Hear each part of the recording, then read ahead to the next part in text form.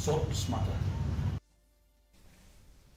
Ka Hspdp ka badai ka seng ka baai jing kersian ya ka sokar MDA bala penyat ya ka NPP ka larai ban Thaw ya ka election committee ban pen kre ya ki mat traikam na ka benta ka election ka ban salong haus nam ajar apulai abu pentep ya ka ni hadian balawai ka jingalang nen ka sgi unong elam ka seng iba KP pangyang ila ong ba ka election committee kan don nyongut ki dekot bat on clear ya ka dau MLA barim Ulaong bah ka jingalang laya tairu halo ka jingpen kre da ka seng ban jambet syakmat kenang ban penklan syu ya ka nongrem jong ka elections ka yeng do ba Thaw an ka jela ula benrap ru bah ka jingalang om shimla rai ya ka Prepol Alliance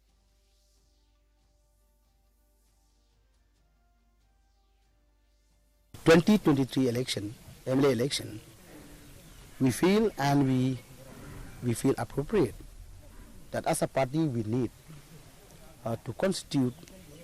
central election committee. Position of the party and how to rebuild the party, how to strengthening the party. And today we are very happy to inform you that we have received